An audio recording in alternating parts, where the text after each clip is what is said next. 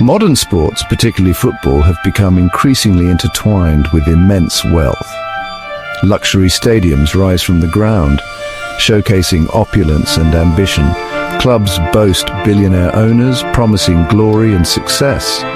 Fans are captivated by the allure of star signings and global dominance. However, this glittering facade often conceals a darker reality. The influx of money from wealthy nations, particularly those with ties to oil and gas, has transformed the financial landscape of sports.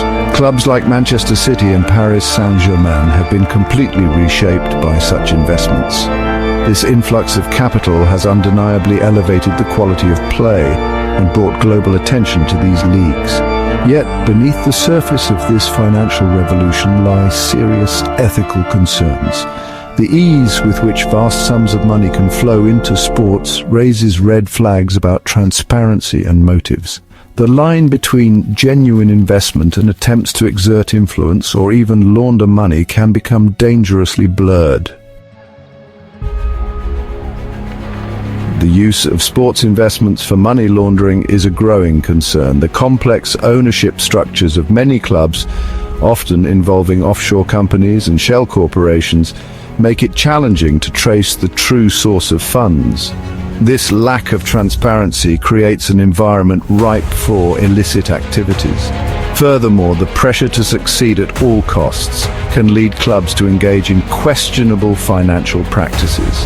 Inflated transfer fees, hidden payments, and creative accounting methods are just some examples. These practices distort the market and undermine the integrity of the sport. UEFA, the governing body of European football, introduced financial fair play regulations to address these concerns. These rules aim to promote financial stability and prevent clubs from spending beyond their means. However, critics argue that financial fair play has significant loopholes. One major criticism of financial fair play is that it disproportionately benefits elite clubs. These clubs, with their established global brands and lucrative sponsorship deals, have a much easier time generating revenue and complying with the regulations. Smaller clubs, lacking such advantages, struggle to compete financially. This financial disparity has created a widening gap between the elite and the rest. The richest clubs can outbid their rivals for top players, invest heavily in infrastructure, and weather financial storms more effectively. This imbalance threatens to turn the sport into a predictable and less competitive spectacle. Comparing the business models of clubs like Real Madrid and Paris Saint-Germain reveals different approaches to navigating the financial landscape. Real Madrid, with its focus on commercial growth and global brand building, represents a more sustainable model.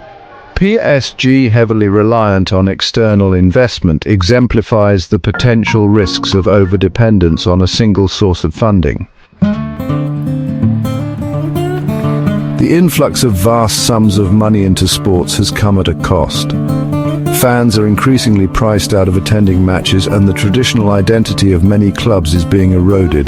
The beautiful game risks becoming a playground for the ultra-wealthy, disconnected from its roots. It is time for a call to action.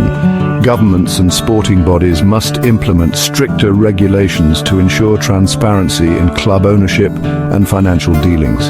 Investigative journalism is crucial to expose wrongdoing and hold those in power accountable.